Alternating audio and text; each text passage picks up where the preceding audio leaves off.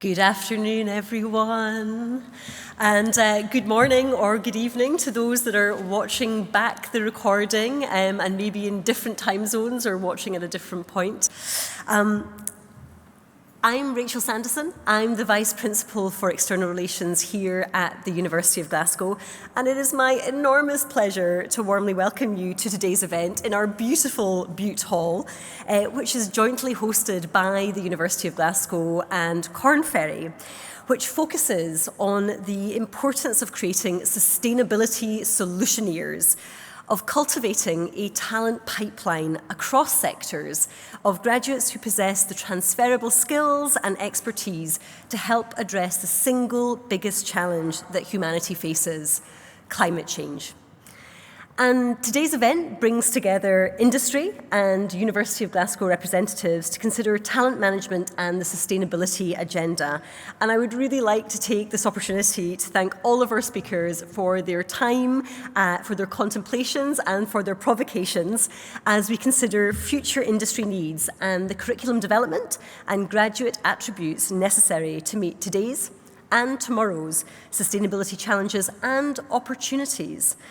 Climate change is a complex and multifaceted issue that cannot be solved by one discipline, institution, or sector alone. And at Glasgow, we believe that our graduates are and will be world-changing, but it is our responsibility to ensure that our graduates develop core competencies and are given the tools they need to make a difference in the world. And it's incredibly important to share this best practice amongst academia and industry and across borders with international partners. And to this end, I would like to particularly thank Corn Ferry colleagues for their amazing support. Through our burgeoning partnership, we have already begun to collaborate through our Centre for Sustainable Solutions on a wide range of research activities. And Corn Ferry have also engaged directly with our student community through exciting new internship and mentorship opportunities. And I really look forward to our future collaborations together. I know that today's discussion will be the starting block for world-changing conversations and an informed look at how we can collectively ensure we develop the talent pool necessary to meet societal needs. My deepest thanks go to colleagues involved for providing us with the opportunity to come together today to discuss these timely and relevant topics, particularly against the backdrop of COP26. And of course, you will all be aware that on Monday, world leaders gathered in the city and we heard the opening speeches for COP26. And one speech in particular really resonated with me. And of course, it was Sir David Attenborough, who said that the fate of future generations must give delegates the impetus to rewrite our story. Together, in partnership, I believe we can start to rewrite the status quo and begin to pen new chapters. So, on that note, it is now my immense pleasure to hand over to Neil Collins, who leads the Global Industrial Markets Practice for North America at Corn Ferry. And just to say one last time, thank you for joining us this evening, and I hope you enjoy today's panel discussion. Thank you very much, and over to Neil. Oh my gosh, I haven't done this for a while because we've been going through the whole pandemic. But Rachel, it's lovely to meet you finally. We've met so much on Zoom, and our partnership with the University of Glasgow is incredibly special. We've had the real great fortune to arrive at this point this evening, and we have so many cool initiatives that we're working on together. The mentoring program that Rachel mentioned, and also our partnership with the Centre for Sustainability.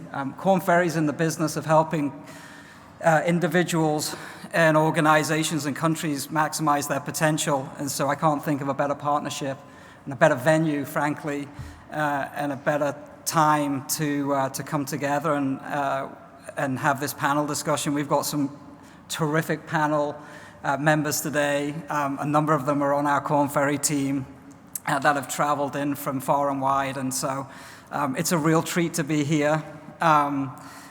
It's a really special week. I run our global energy practice, and we started this journey around energy transition. And when we were starting to look at strategic partnerships, the fact that we were able to come back to my home country and to partner in Glasgow with this university is a real treat for me personally, and I haven't been in this country since May, I think like a couple of years, so what a great way to kind of get back into the country and be with you all. Welcome to the panel discussion, and on behalf of Korn Ferry, thank you very, very much for participating in this event. I began a career in executive search to answer 2 questions. Why were there so few CEOs who looked like me?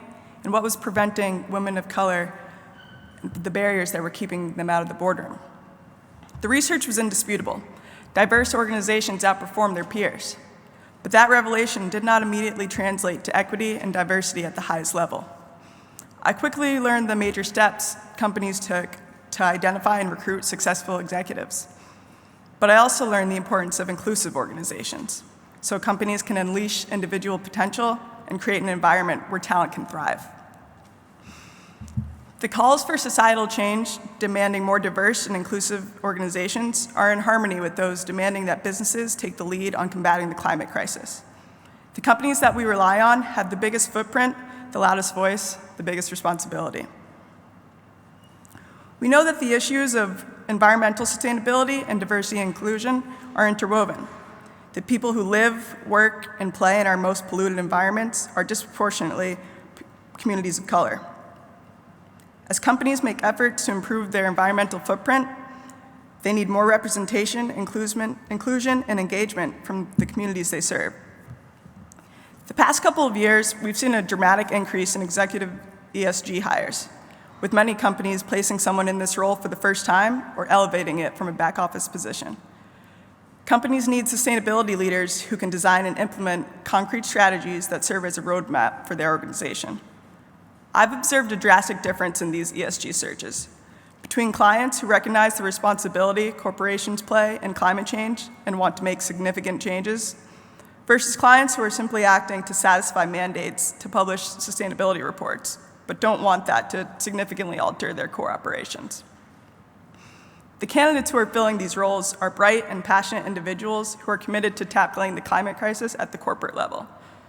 Because this is a relatively new field, there are very few professionals with lengthy track records in this space. There are many who are ready for the challenge, but they're often met with reluctance. These roles have some of the highest turnover rates because individuals are met with access, openness, and they leave.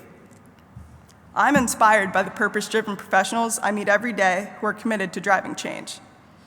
As we gather for this conference with so many leaders who are answering the call to combat the climate crisis, we have a unique opportunity to address the dearth of ESG talent. I have 2 questions for the panel.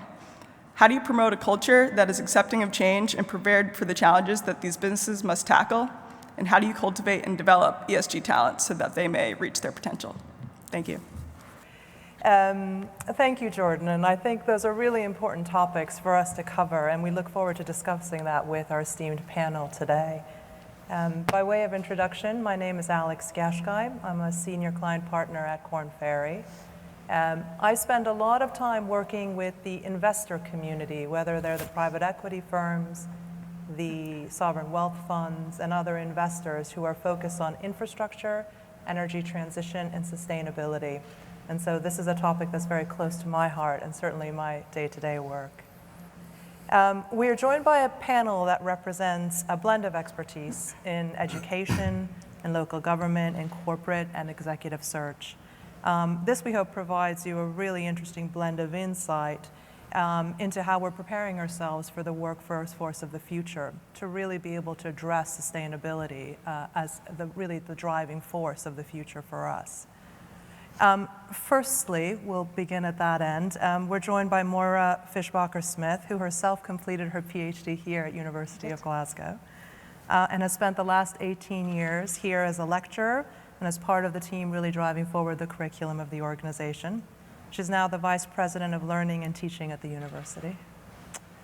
We then have Dr. Nicola Crawford, who herself comes from academia as well, and for the past 2 years has been the program director developing a young workforce in Glasgow as part of the Glasgow Chamber of Commerce. So welcome. I'm joined by my esteemed colleague, Andrew Lowe, who is a senior client partner also at Korn Ferry. and he leads our efforts around sustainability and ESG here in EMEA. And finally, last but not least, Janelle Orozco, who has had a tenured career at Diageo, held numerous positions within marketing, procurement, and today Janelle is the Chief Procurement Officer for the group. So perhaps with that, and I think this was something that really stemmed from an earlier discussion we were having with the panel. We've heard the term ESG and sustainability bantered about quite a bit throughout this, the events of the last few days, but also in the news of late. But how do we really define it? And I sort of looked it up, and there are 15 different definitions on each page of Google. So I thought perhaps we begin with a little bit of a, what is ESG? And what does it mean and have to do with sustainability? And I thought perhaps Janelle could start us off with that, if you wouldn't mind. Sure. Yeah, it's actually a conversation we've just been having internally recently, because there's lots of confusion about what is this term and how does that compare to sustainability. So ESG is environmental social governance, and I think broadly speaking, it's a term that's used with corporations and it's used at the board level to kind of explain that sort of set of priorities and goals for the corporation, but that's most broadly where you would hear it.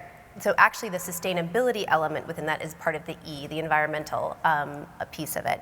And so then we would also think about it, the difference between ESG, sustainability, or environmental specific targets, and also then our Society 2030, or broadly our 2030 goals, which lots of corporations have come out with recently in the past kind of 12 months and talked about. So for Diageo, when we think about our broad 2030 goals, they kind of break down into 3 different categories for us. One is around promoting positive drinking because of what we do. So Diageo is a beverage alcohol company, and so we're very cognizant of the fact that alcohol can be harmful, and so we need to take a role in ensuring there isn't harm from alcohol in society. We then look at diversity and inclusion, and Jordan talked a bit about that in her provocation. So diversity and inclusion then is the second sort of set of goals, and then the third is around environmental sustainability targets that we have. And so in our 2030 targets as Diageo, we have kind of 25 broad global goals across those 3 areas. So hopefully that's helpful in kind of giving some context. I think it is. So, and I think it's important for us to note that ESG broadly is a very corporate term. We don't necessarily use that in academia and other places. We probably refer to it a little bit more as sustainability, wouldn't you say, Maura? And that's how you think about it within your curriculum. Yeah, certainly. So I think if you'd asked me a few years ago, what did it mean? I would probably think it was synonymous with climate change. But then, of course, over time, I think my own understanding and others' understanding has built, and now very much see it in terms of the UN Sustainable Development Goals. And I think for a university, it's really about how do we support students and staff to think about the impact of the decisions we take now and the research we're doing, and how we can have a positive impact on the future, so that health inequalities are reduced, so that government policy decisions make a real positive impact in the future, and of course so that we can have a positive impact on reducing the effects of climate change. So really it's all about creating learning and teaching environments where students can explore those sorts of questions and challenge knowledges and really look at the world from multiple perspectives right from the start. And I know we'll talk more about that later, but I think it's that holistic perspective we would take. Wonderful. And perhaps that's a perfect segue, actually, Maura, if you don't mind. And we've got students here as well as members of the community in the corporate world, but really talking a little bit and better understanding how you, as part of the curriculum, have started to think about sustainability as an important pillar, perhaps, in terms of what you develop it in students, and their interests probably feed into that quite a bit as well. But how has that evolved? Have you seen more interest over the last few years? And how is the university thinking about that as part of the curriculum? Yeah, so it's definitely a huge interest to students and to staff. And we actually began a consultation on a new learning and teaching strategy about 18 months, nearly 2 years ago now. And it was very clear from the outset that sustainability, but also inclusivity, were really important and equally important to students and staff. And I'd like to pick up actually on something Jordan said about diversity. That's also bringing multiple perspectives to the table and knowledge from multiple different countries and domains, which I think is something that many universities are thinking about. So actually we have a values-led learning and teaching strategy that was just launched in March of this year, and sustainability is one of those values, and we've expressed that both in terms of sustainability in the curriculum, but also looking back and making sure that the decisions we make now about investments and whether that's learning related technology also are looked at from the perspective of our own responsibilities in terms of sustainability.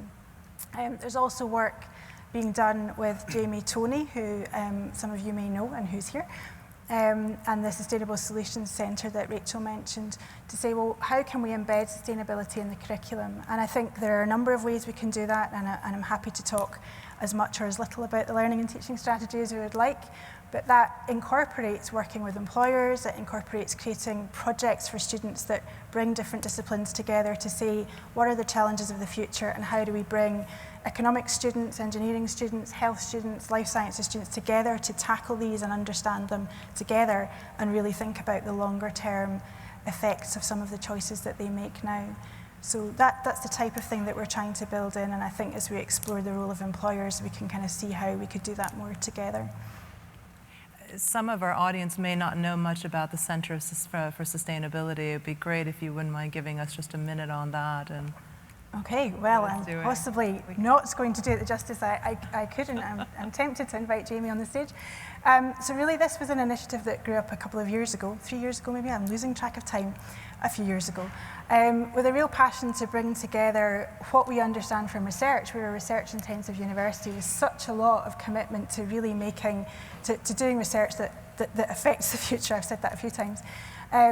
But also the relationship between research and teaching is really important for our students. We want them to see what researchers are doing and how the disciplinary expertise we have can inform practices and policies. So really that was a chance for that Sustainable Solutions to bring that together, both in terms of our effect in the city, but our broader impact. And so we have examples on our web pages of practices across a range of disciplines, no matter whether you're an art student, a social science student, a medical student or an engineering student, there's something about your discipline that you can engage with this agenda on. So I think the Sustainable Solutions Centre has really been driving a lot of that.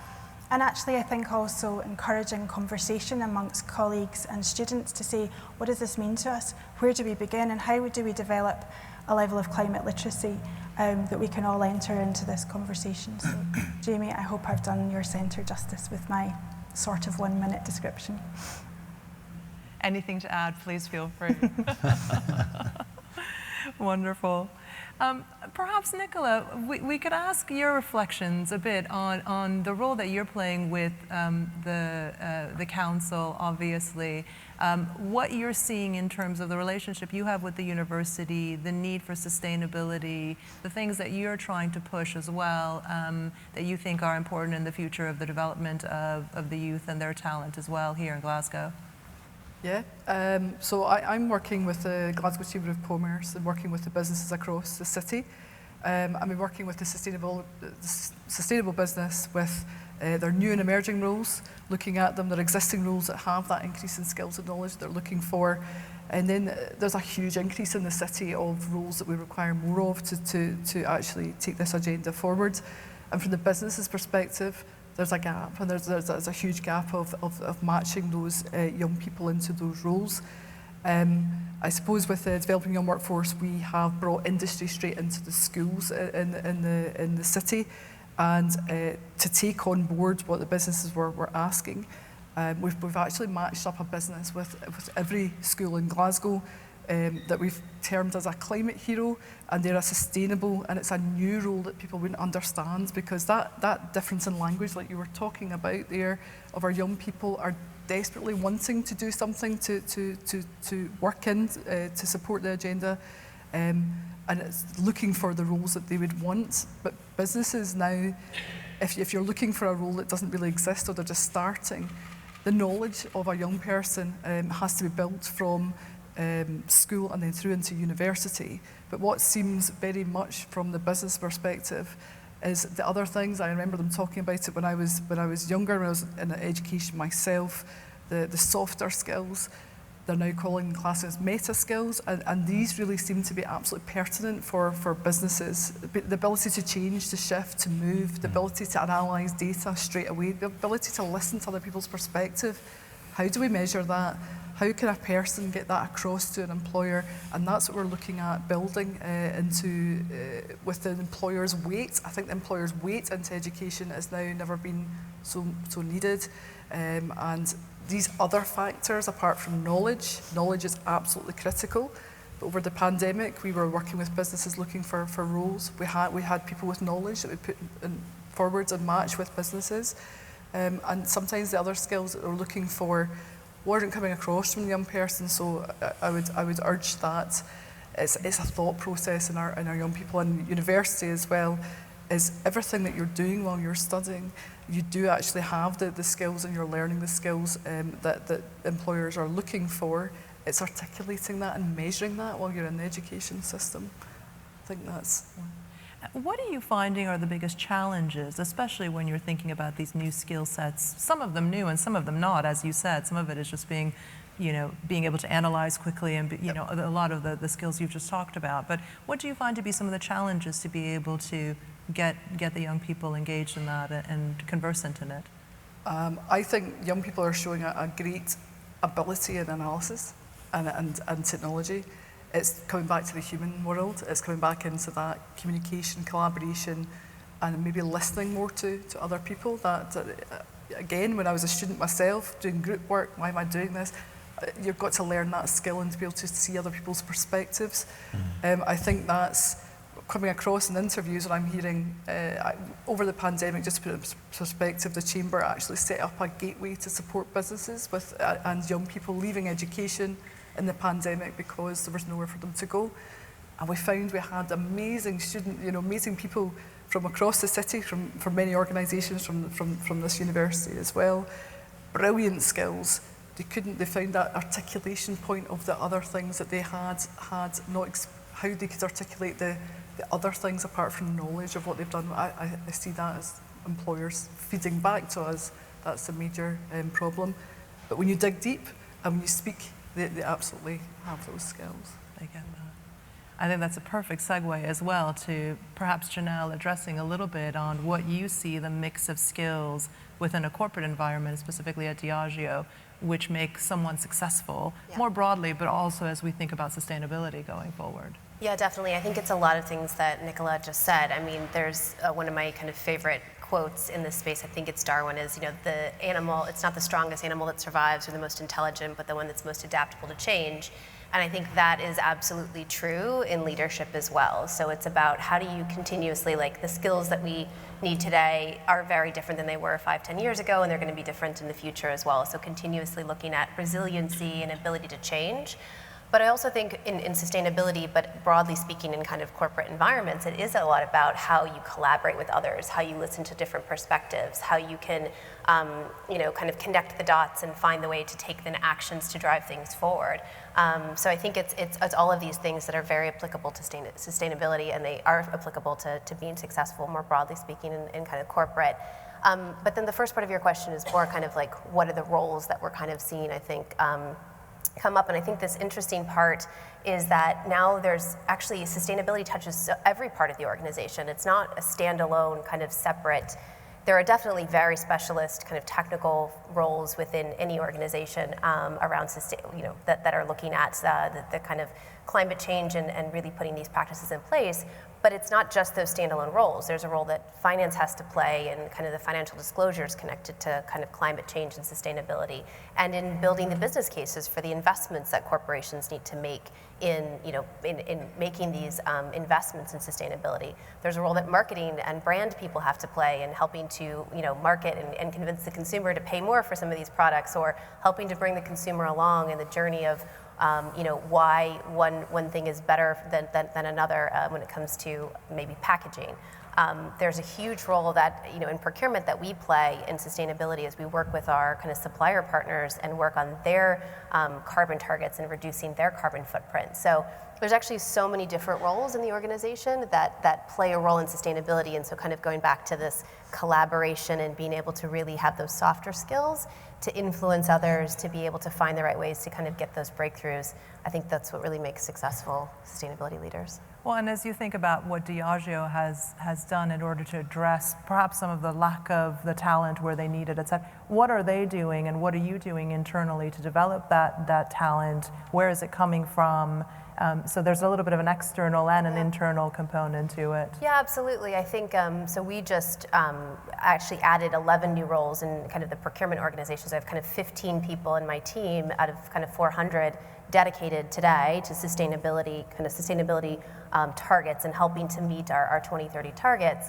And as we've added those roles, we definitely have looked at sort of internal top talent, people that were really passionate about this, that understood the organization, that really wanted to get involved and wanted to use this as a way to grow their career. And then also looking at sort of external expertise and bringing in really functional experts, maybe from other companies that really have a proven track record. So I would say it's a balance in that you want to be able to give opportunities to people in the organization that really want to get involved and see this as a great opportunity to grow their career, and then you need to balance that with a level of kind of expertise as well.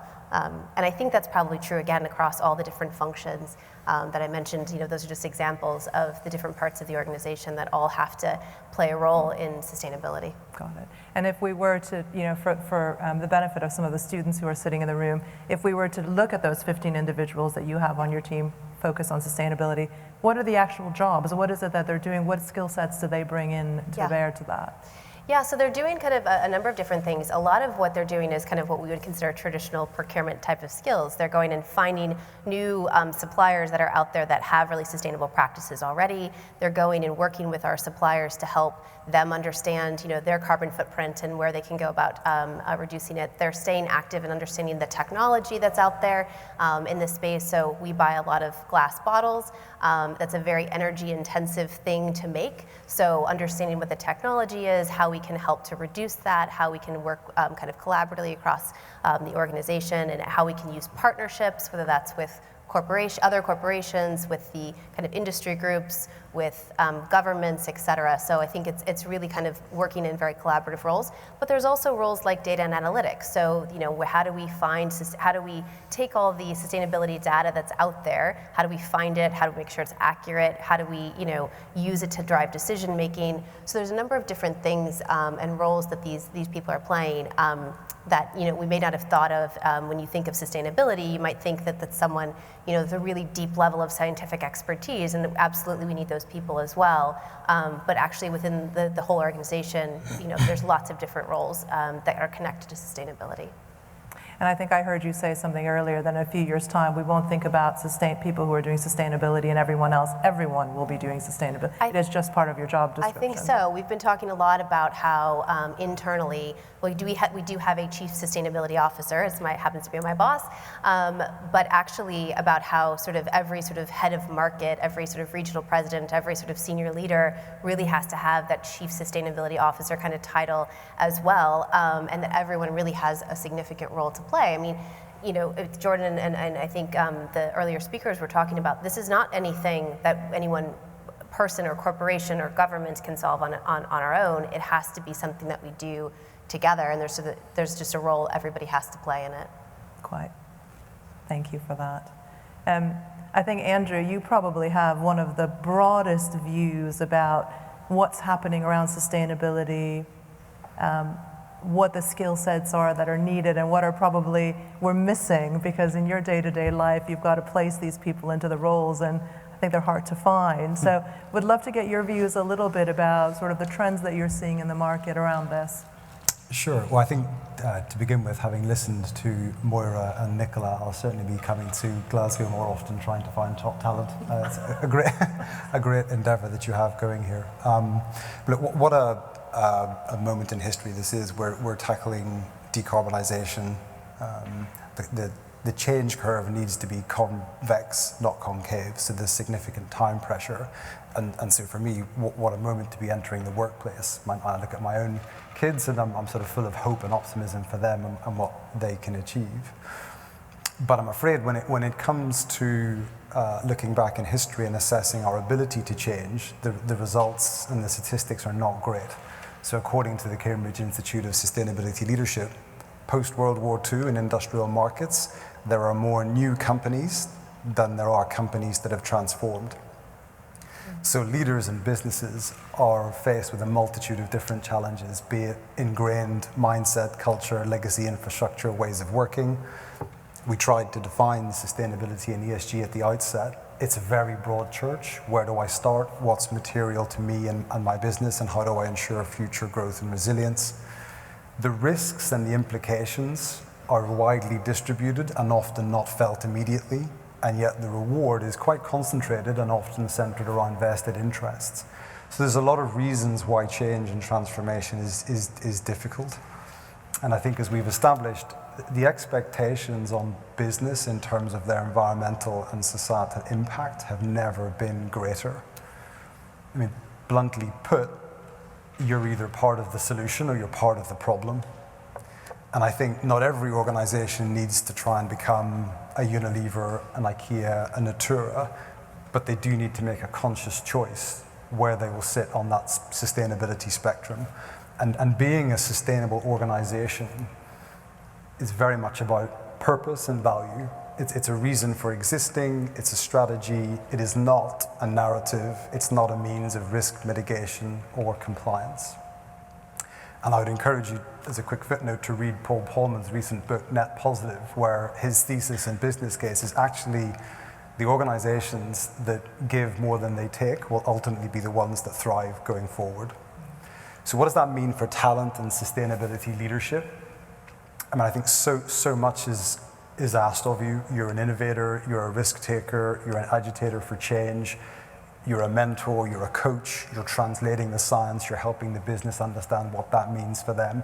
There are so many different expectations of you, but I think my own view and what I've heard across the board here is we don't need sustainability people, we just need people.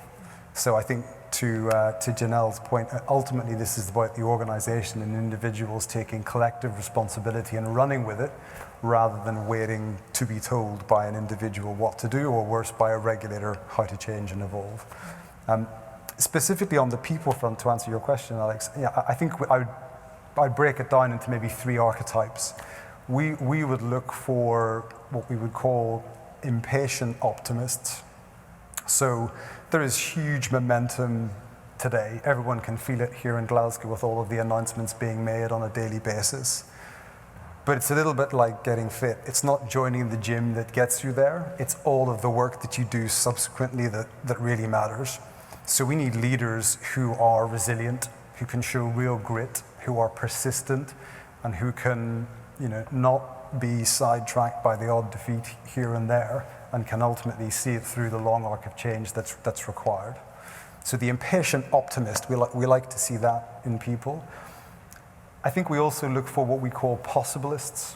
So these are individuals who, intrinsically, in terms of their traits, who they are, they're high on confidence. Now that's not arrogance or boosterism or unfounded confidence. That's a sense of agency. That's in the face of insurmountable or seemingly insurmountable or complex problems. These individuals believe they can find a path and secure a positive outcome and a more sustainable future thereafter. And then lastly, we look for these, let's call them servant leaders, people who are mission driven, people who will seek to create an environment of collaboration, who will seek to create cooperation across boundaries and partnership. It makes me think of that African proverb, if you want to go fast, go alone, but if you want to go farther, go together. And we see that in the corporate world, this move away from zero-sum game to actually playing frenemies and getting to the solution, whatever that might be, together. So the servant leader is the other archetype that we look for. And then just one last thing I would add is risk. I think post-financial crisis, we became, risk was a bad thing. Risk was almost driven out of business operations. You couldn't fail, you couldn't fall short, you shouldn't take risk. And I would argue this is a moment in time where actually we need to be taking risk. We need the innovators, we need the individuals who are prepared to fail, get it wrong, dust themselves off and go again. So that's, on top of the sort of the hard skills that Janelle was talking about, I think at every level we need leaders and individuals who would embrace those 3 archetypes. Right.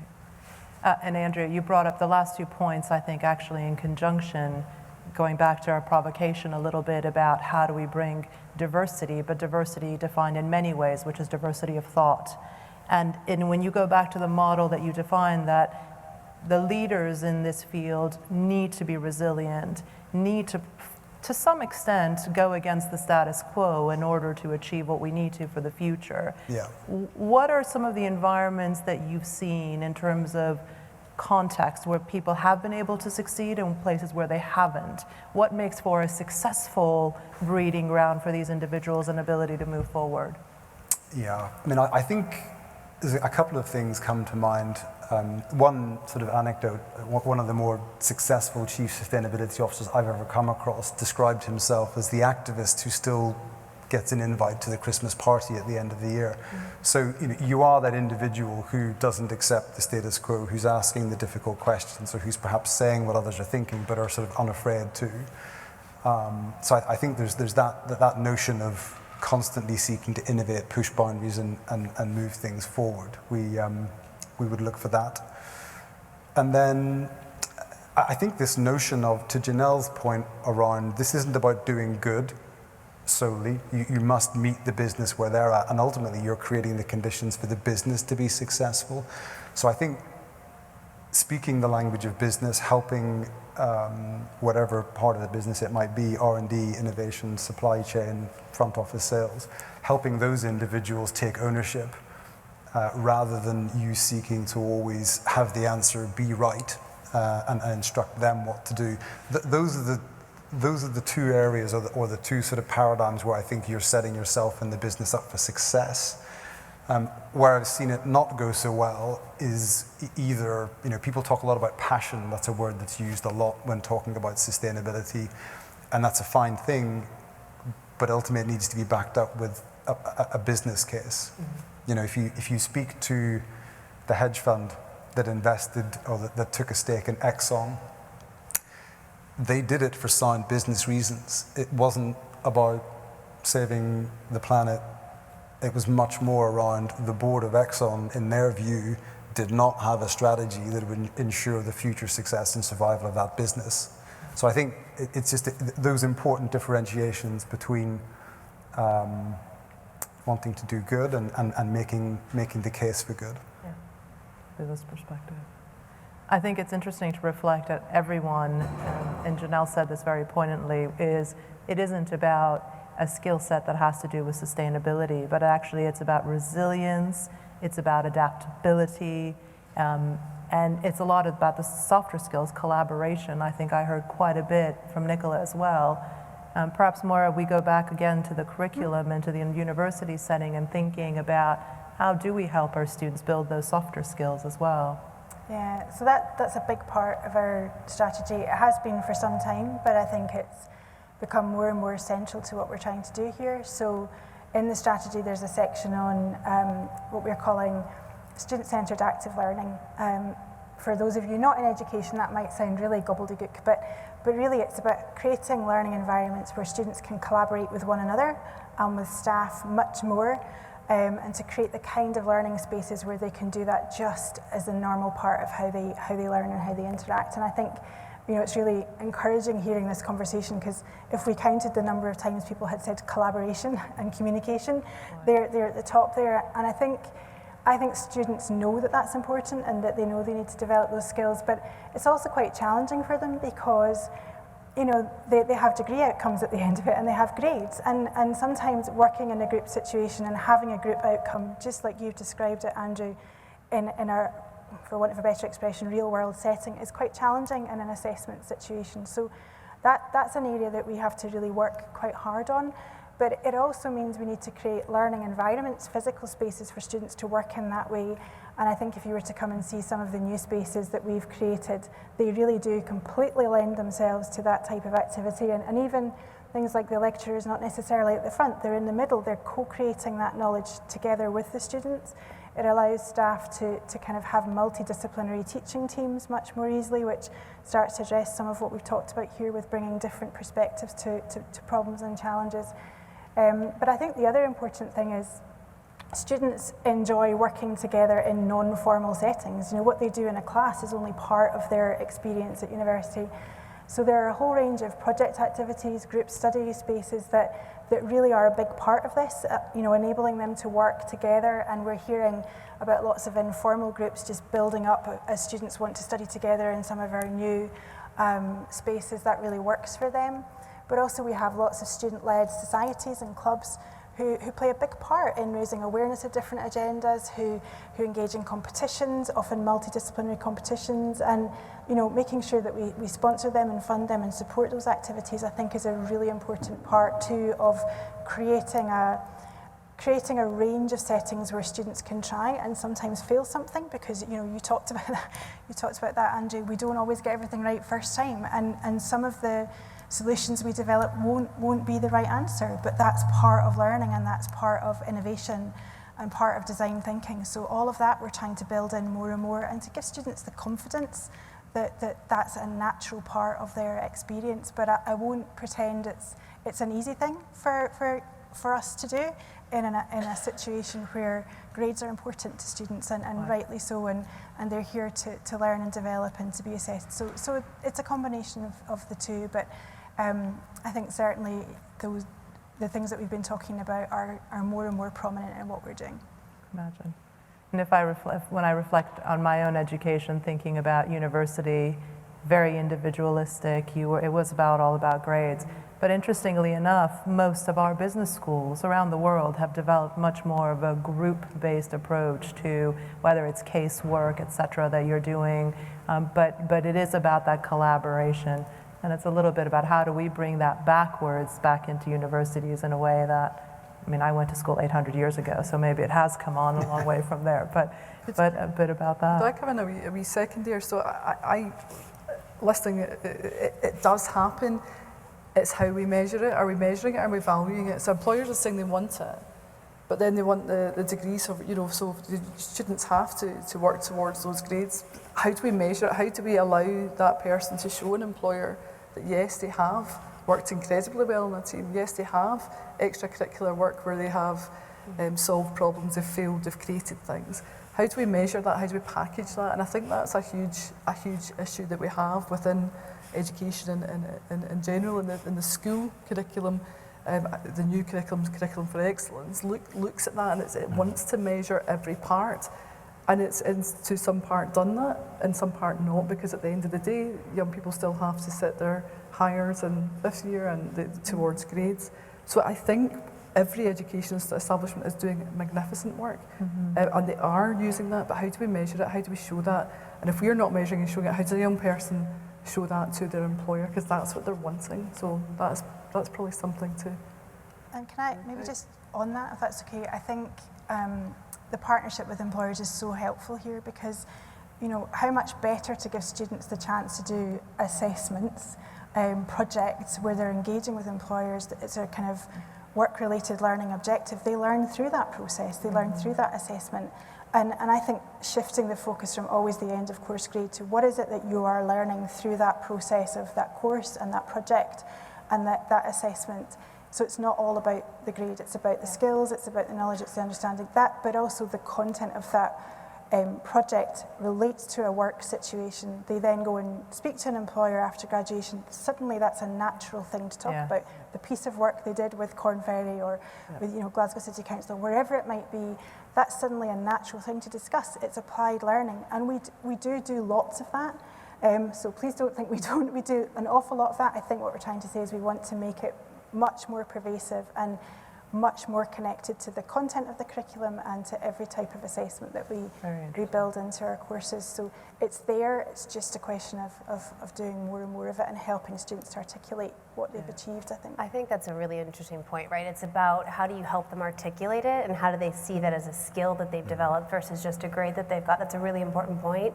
Because as on the employer side, we're often, even, and it's not just bringing students in, it's actually when you're bringing someone into a new position or you're trying to evaluate someone that doesn't have sustainability expertise coming into a sustainability role, you really have to look at it, you're only going to see so much on paper that says this is the sort of functional skills, this is what they've accomplished in their whatever time they've been in their career.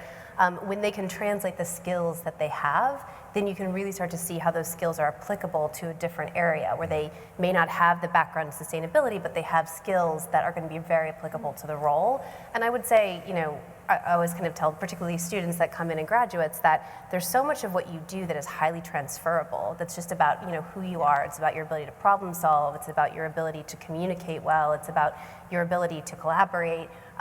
It's about how you think maybe analytically and those kind of skills that you naturally have, that you develop in university, that you develop in your career. How do you really enable maybe a line manager that doesn't necessarily think that way? How do you kind of be able to translate and communicate how those skills will be really applicable to this job that you want to do? Yeah, and I think internships have a huge part to play here. Nicola and I were talking about this before. I'm biased, I think I'm allowed to be biased, and I think our students are amazing. And when they do internships, employers every time come back and say, it's amazing what they've achieved. They've only been here 2 or 3 months and look what they've done. And I think that's so powerful for the students to be able to feel they can make that contribution while they're studying, but to give them that opportunity and build that confidence as well. So I think that's just another aspect of what we want to try and layer in more and more, because I think that's really key in developing skills, helping them articulate that, and then build on that as they continue to study. Quite. And Janelle, when you talk, you talked aptly about the fact that you want to see those transferable skills and how they communicate that to you.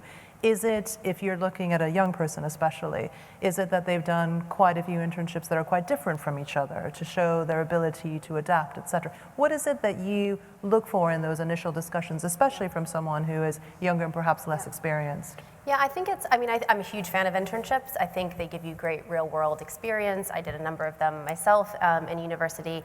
But I also, as an example, studied abroad, and I think that taught me a level of ability to see other perspectives and live in a different culture and those types of things. So I think it's this real point around being able to translate and think about all of the things that you do as a student. It might be your extracurricular activities, it might be the way that you and your family dynamic are able to sort of mediate between siblings or be able to, kind of get to this bigger outcome. It might be how you, are able to, you're very strong at balancing a budget, your personal budget, your, family budget, whatever that may be. So there's lots of different ways, I think, that you can sort of see where you are. If you think about what you really enjoy, what you're really good at, how do you try and translate that into what it is that an employer is looking for? I think that's actually a skill in of itself, but it can be really holistic. It might come from a group learning that you did. It might come from something you really learned in a class and that enabled you to get a grade. It might be a failure that you've had that you really learned from.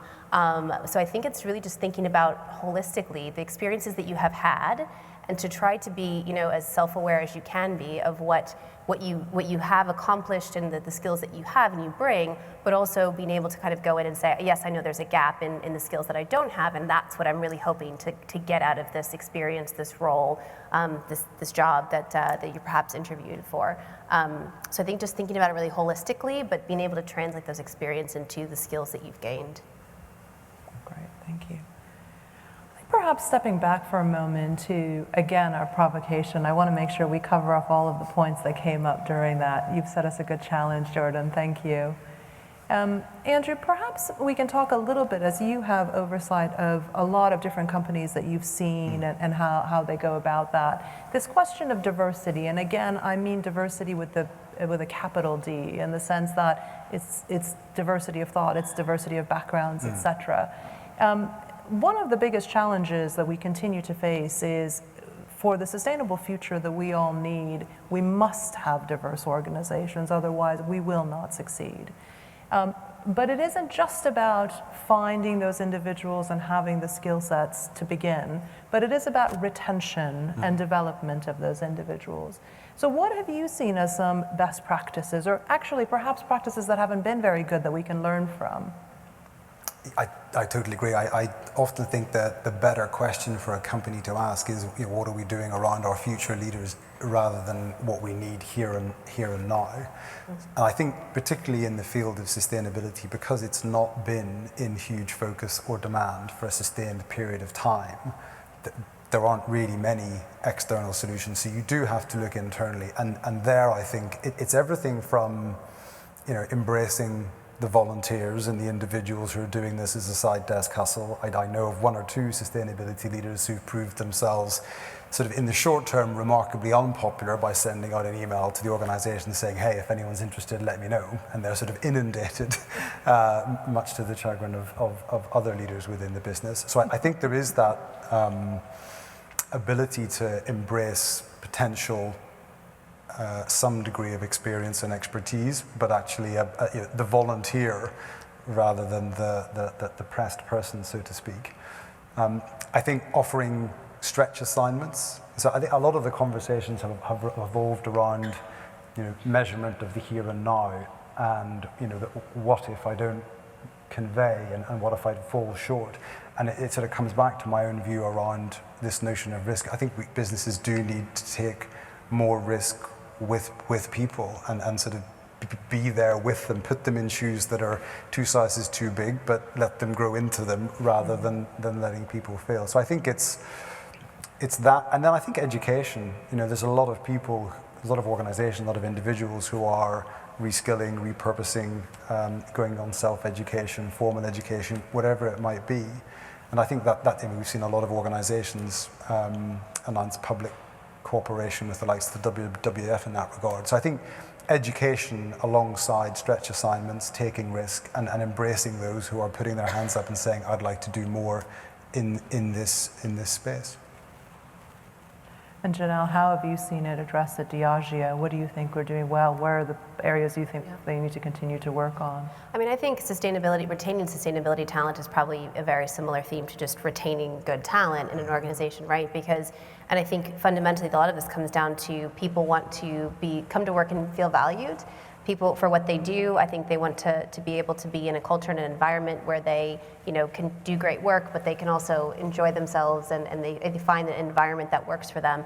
But I also think, kind of going back to something Jordan said, a lot of this is about purpose, right? And it's about the companies that don't just sort of say it on the tin, but those that actually really live and believe it. And I think that, once you're in a corporation, you can really tell the difference between whether or not the company really believes that and is going for that, and because they back it up with not only targets, but meeting those targets.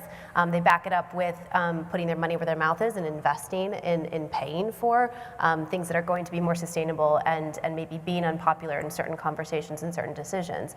But I think fundamentally it's about, having the kind of really strong purpose that is about, valuing people, really wanting to have this positive impact on society. I think that's when people really thrive.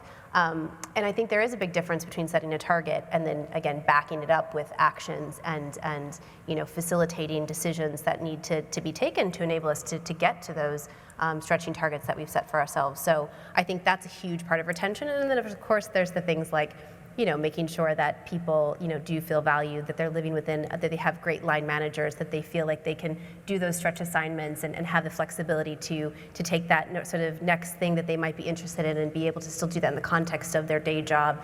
And making sure, also we pay them the appropriate amount for what they do. I think that's always a good one. But I'm a big believer that actually creating the positive culture within a corporation is the biggest thing, single thing that retains people. And whether it's diverse or not, or anything else. Well, I mean, I think the best cultures are diverse. So my leadership team is 50% female. And that's because we have, again, found some internal talent and promoted them. It's because we've set bold, stretching targets. Now, I have an incredibly talented team of male and female and very, very diverse skill sets and diverse backgrounds, and some people that have spent their careers in procurement and some people that have come from different supply chain or marketing and other parts of the organization. But I think diversity and inclusion are hand in hand, because just having a diverse team but not actually really getting the most out of them. We talked about diversity of thought being, people having different opinions. When people have different opinions, it's hard work. right? Like that's the challenge of diversity and inclusion, is that actually that's what gets to better outcomes, is because people have different opinions and you kind of have to have this positive tension to get you to a different outcome. But that is harder than just having everybody agree. And so I think it's about having diverse opinions, diverse talent, diverse background, showcasing people that they can succeed in an organization, no matter what they look like. I think all those things are really important to establishing a culture that makes people want to stay. Absolutely. Just a small anecdote. I've had a very, very large multinational oil and gas business, though they don't call themselves that anymore, energy business, as a client for many years. And one of the things as an executive search person that they were quite vocal about was that they did not feel that they were given enough of a slate of candidates who were diverse on a regular basis. Why are you presenting me the same types? It's mostly men of a certain background, of a certain age, etc. And we did a bit of analysis and looked at all of the people who were diverse, in whatever definition that was, that sat within other energy businesses, and found that most of them had had a stint at that company and had left. And so this discussion about retention and what is the corporate culture that enables you to have that diversity and maintain it is quite an important one. Especially for a lot of the companies who today, as we think about sustainability, are going to play a very important role. The energy companies, the transportation companies, and others who, unfortunately, as Andrew said, a lot of the survivors won't be the old stalwarts, but will be newcomers. But actually, if the more established businesses do need to survive, how will they make that transition to become a more inclusive place to work, to be able to retain talent, to be able to grow ideas? And something that we've said across both academia today as well as corporate is this concept of risk. Yeah. It's quite difficult in any environment for us to take these risks. But actually that seems like it's the only way we're going to be able to sort of overcome some of the challenges we face today. I think a great example that comes to mind is BP and the CEO there, Bernard Looney. And he talks about the journey they've been on the past couple of years, which was pretty bold. And for him, it wasn't about being right. It was about continuing to ask the right questions on the journey they needed to go on. And then he gets quite passionate about, we have so many highly skilled engineers. Why can't we repurpose them? And he talks about the bottom-up drive and yearning for this as a great enabler and momentum builder. So I think, and for him, it was in the end, do I want to be right or do I want to be effective?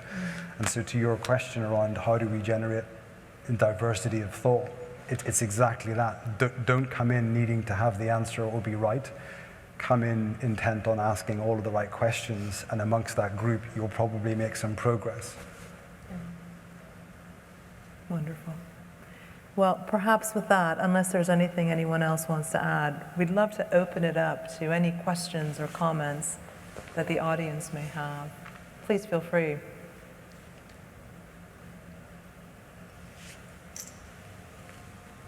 Don't make me call on you. The first one's always the hardest.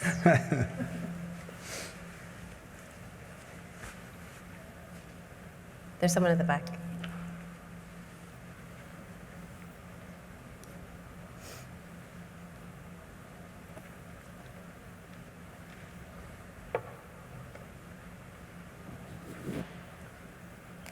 Thank you. Oh, can you hear me?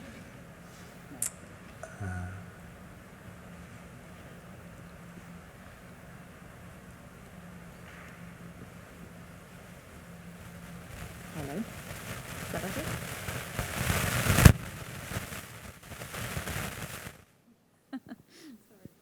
I think we might have to ask you to come forward. Yes, please. Come, we'd love to have your question.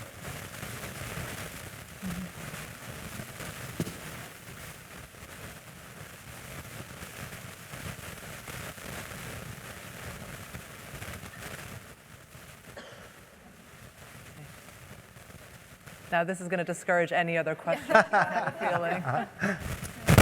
Hello.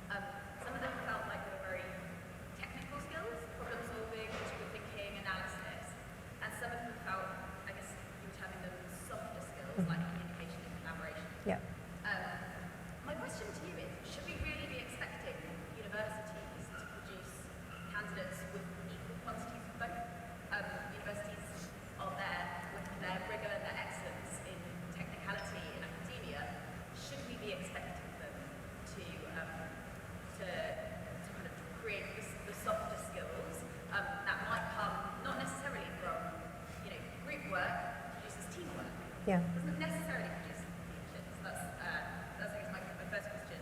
And my second question is, how can we do more to help the private sector to value the experiences that maybe aren't academic, and not even, and ones that maybe aren't even corporate, so working with voluntary and non-profit, and other community-based roles. Absolutely. That maybe are developing those leadership skills that don't come from the traditional academic. I'm going to stand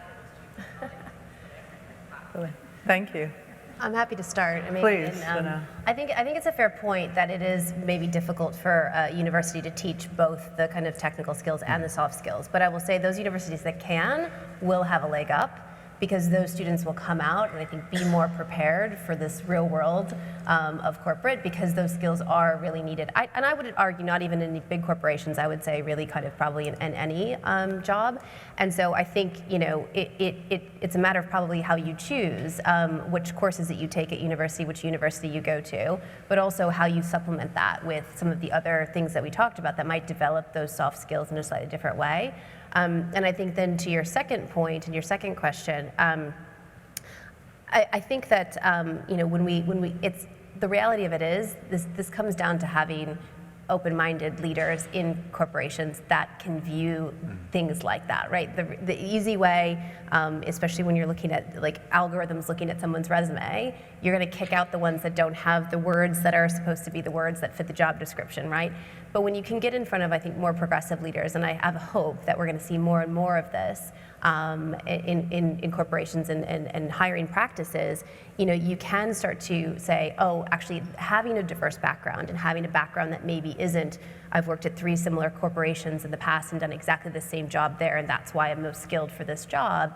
It comes more from your ability to say, oh no, I can understand that maybe actually because you worked at a smaller company or you got that skill at a nonprofit, you were able to have such breadth of what you got to touch that's very different, but there's huge application in the leadership that you retained in that applies to this role. So my personal reflection is, I think the reality of it is not every line manager thinks that way, not every company thinks that way, but when you can find the ones that do, I think I do genuinely believe they get better talent out of that. Yeah, and like the only addition I would make is I hope we didn't give the impression that immediately on graduation they're the finished article and good to go. I think, you know, lifelong learning is a thing, and I think as you progress through any organization, big or small, you know, what gets you to a certain level is great, but usually then you need to evolve and leave some things behind and develop new skills. So I think for me it's about that sort of applied thinking mindset rather than ability to sort of reproduce something here and now that's sort of fit for purpose. And if I may just reflect, I think most people get their first jobs probably more on the technical aspect of their know-how. It's because of the degree they studied, et cetera, and whether they've gone into, you know, financial analysis, it's because they study accounting or whatever it is. It is about, as Andrew said, how you develop over time, and do you pick up within that environment the fact that you do need to collaborate and that's going to get you further, et cetera. So perhaps it's a little bit of helping our young people hone their eyes and ears to things that they need to be learning and adapting on the job that are apart and above the technical aspects. So rather than coming in fully fitted out. Yeah. I think that's a really good. So I actually studied agronomy at university, and my first job at Diageo, because I've been there almost 20 years, was buying maize, buying corn to make whiskey. And so that was a very applicable for about a year and a half. And then I moved to something completely different, and really honestly haven't been that. Now, it's interesting that it kind of has come full circle, because now we're looking at things like regenerative agriculture as a corporation. But it's completely true, right? You get a university degree, you get the skills that you get, you translate that into a job, and then you hopefully have a corporation or a career that enables you to continue to grow. Laura, any reflections on the question? Yeah, for me, one of the key words you used was extent, to what extent, and I think, so I agree completely with Andrew that it's about signalling to students that these skills matter, and giving them opportunities to develop them, but not expecting them to be able to walk into a job and demonstrate that in full. But I would also say, you know, we've talked already about the skills that students are just developing through life. And there's a tendency to think of university life as the hours between 9 and whenever, when we teach them and we see them and but they live busy lives. And it always amazes me when I interview or speak to students that, very often they're running a business or they're carers or they have so many other things going on and they have these skills. So I think some of it, without wanting to repeat the earlier conversation, is actually about helping them recognise and validate an awful lot of what they are already doing, whether that's in voluntary work or just their life, as I say. And I think the other thing is, student volunteering is a big part of student life as well. And recognising that as valid in the skills that they're developing. And I think when Nicola was saying, how can we help them demonstrate that? There are mechanisms we have where we can do that. I think we can do better as a sector. But I do think that they have a lot of those skills. And so as a university, as someone responsible for learning and teaching, I think part of my job is to say they are valid skills and they're valid to employers. And here are opportunities to develop them further, but also recognise that not every student can engage as fully as others. So in doing it in a way that doesn't disadvantage those for whom there are other things in life that they have to attend to and they can't volunteer to be in every society and every extracurricular activity. So it's about getting that right balance, I think, but really helping them understand what employers are looking for and what they're already developing and attaining, and just helping to inculcate that lifelong growing and learning and development mindset, I think. Wonderful. Thank you very much. Can I just come in? Please. I can't think of anything better than to bring, I think you've mentioned as well, bringing industry more into the curriculum by the design of a project brief, something real. That's really going to bring those skills into the curriculum, and I think we're seeing that more and more. Thank you very much. Thank you. Please. Yes. I think there's a mic behind you. Oh, thank you. Oh, too inflexible to turn around. Maybe that's another one of your skills, flexible. So I'm the CEO of one of the UK's water companies, and so I've been really interested to listen into the discussion. And one of my reasons for coming along was once Corn Ferry many years ago placed me, so thank you for that. You might not have been there then, Andrew, but it stayed with me for a long time. But I just wanted to say that I'm from an industry that probably values and has done over time technical skills more than the skills that you've been talking about so elegantly.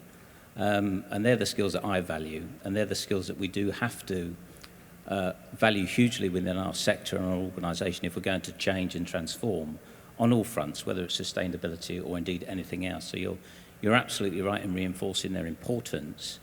I think that what I would say is they've always been important. So the discussion I'm listening to doesn't say anything different than I used to think. The thing that I do think, and you are really touching on this, is it's never been more important for those skills to shine through. So if we don't, in my industry, in my business, start to collaborate with other peers across the country, across the world, we will not achieve our goals. It's very, very clear. So the concept that didn't quite hear today that resonates very strongly with me now is the concept of ecosystems. Yeah. You cannot exist now unless you work out with your sector. Yeah.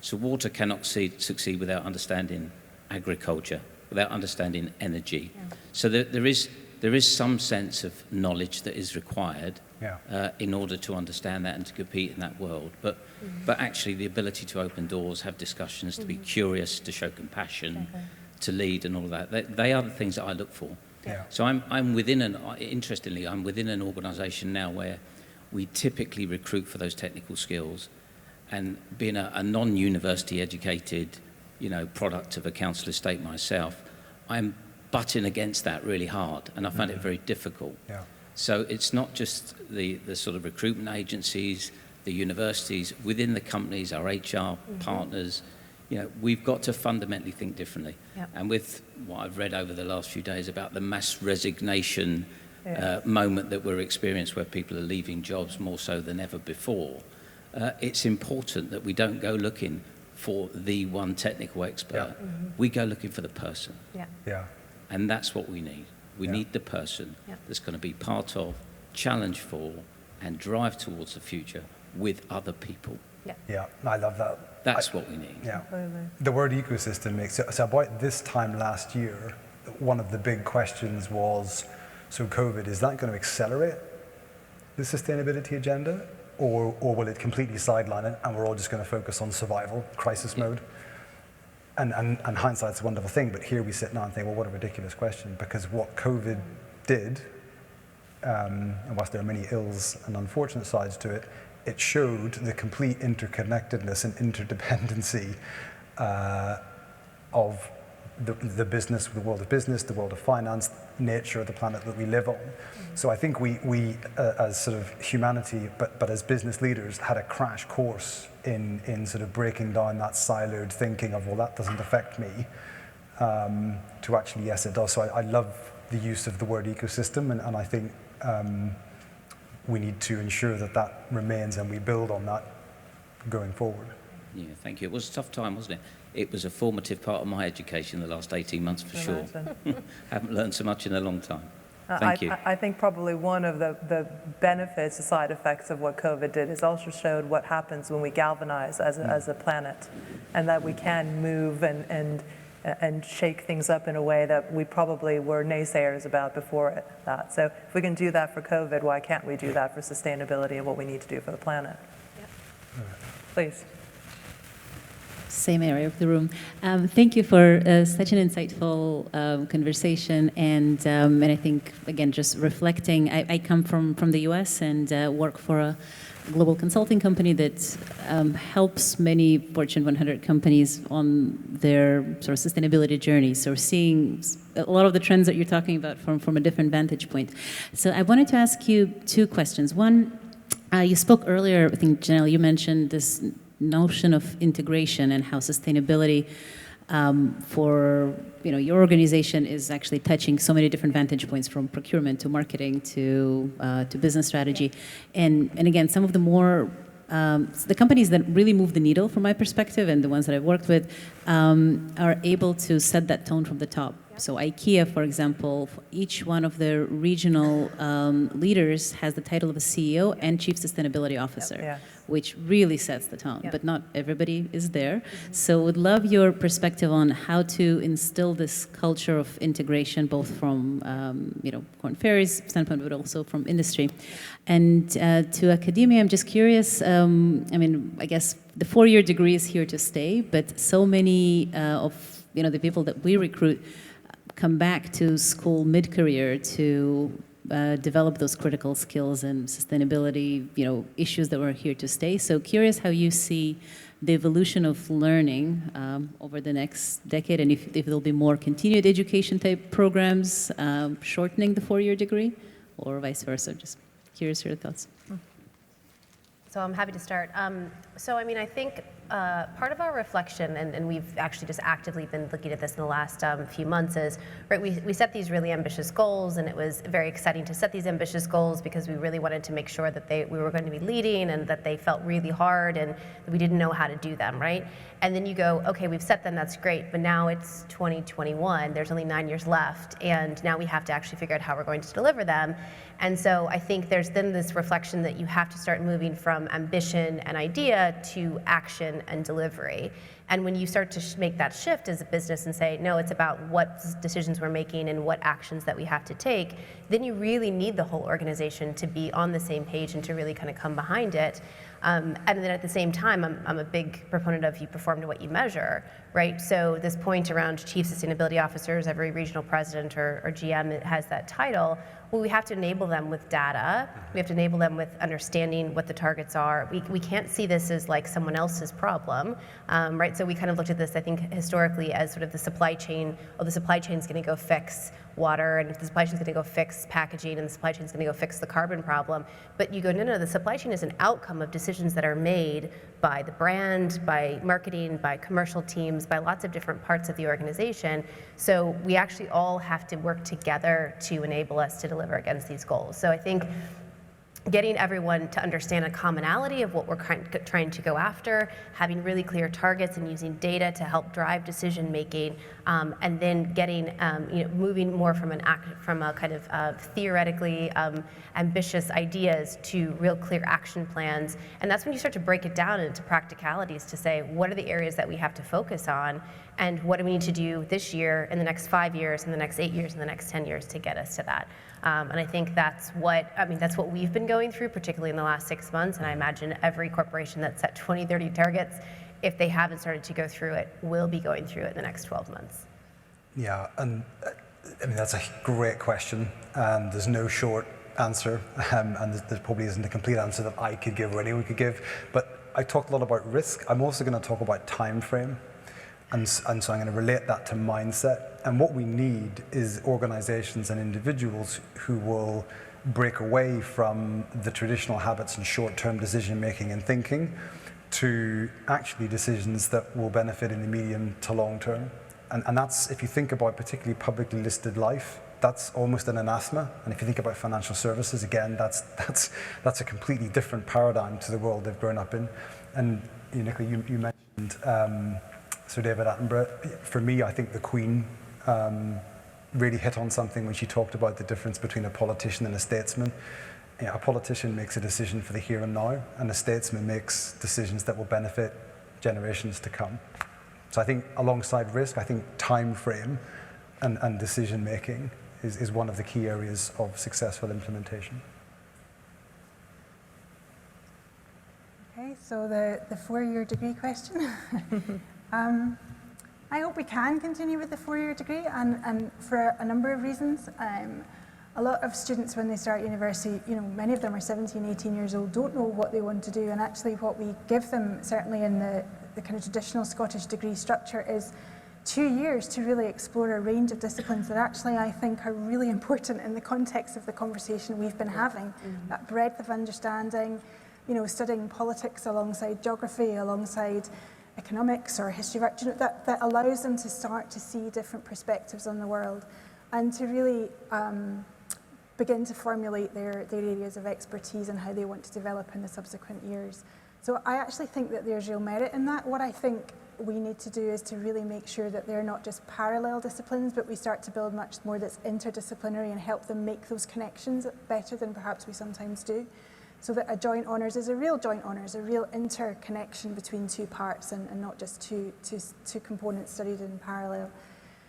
So that's kind of where we're focusing much of our effort. And I think the other thing too is, as we've discussed, students have busy lives and they're doing other things. So it's about their development of their interests academically, but also, emotionally, and building their networks and their connections. There's a lot happening, and I think that 4 years can be a really important life-changing and world-changing 4 years for them. So I hope we can continue them. I'm going to say and, not but. And I think that there are other things that we're experimenting with that we expect to see grow, and that's around what we're calling upskilling, for want of a better expression. But Scottish Government have funded places for Scottish employees to reskill, to come back to university, to do credit-bearing activity, or not for credit, but just for personal development at postgraduate level and undergraduate level. So perhaps 3 or 4 or 5 years post-graduation to say what's changing in data analytics, or what's changing in sustainable engineering or in cancer studies, and to come back and to keep up with that research and development in their discipline. So I think what we'll see is more of that, so that people can continue their education.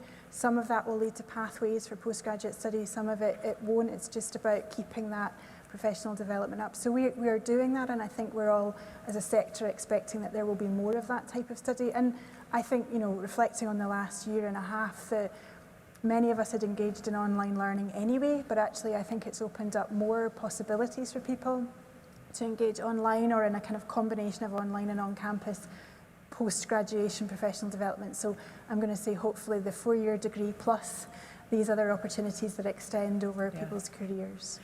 And if I may, I think, over this generation of people who are working today, we're going to challenge the classic go to school for 20 and a bit years, work for 40 and a bit years, and then retire, et cetera, et cetera. Because actually, if you look at the data, I have a 7-year-old daughter.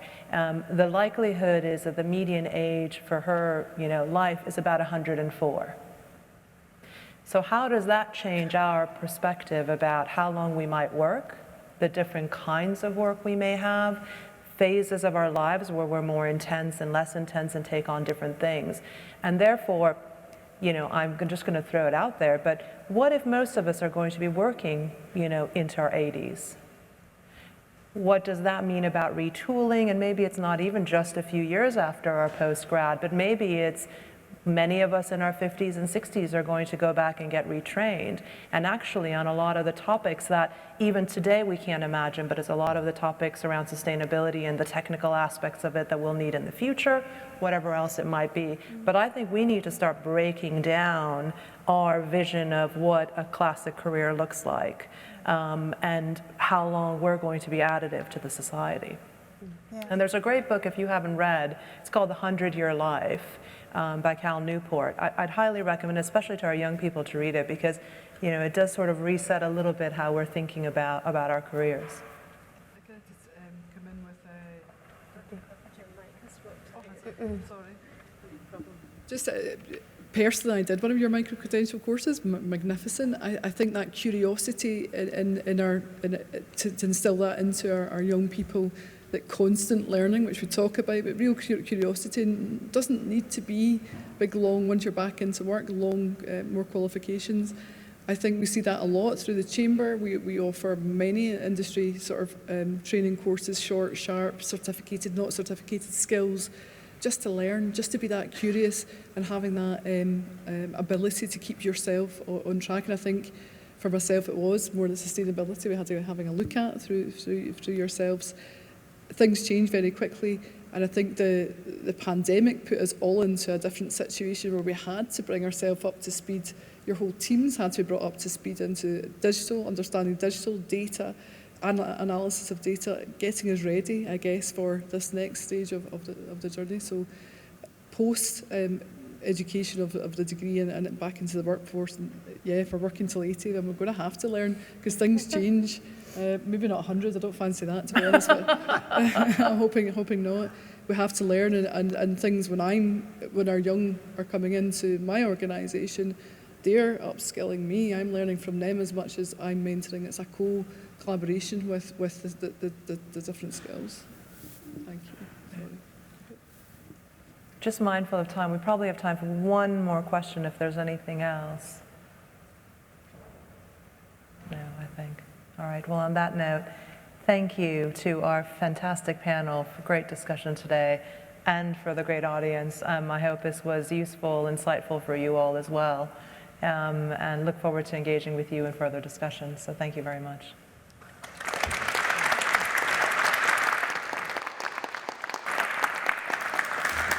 So wow, what a fantastic and very honest discussion. What we believe is that what the world needs now is sustainability solutioneers.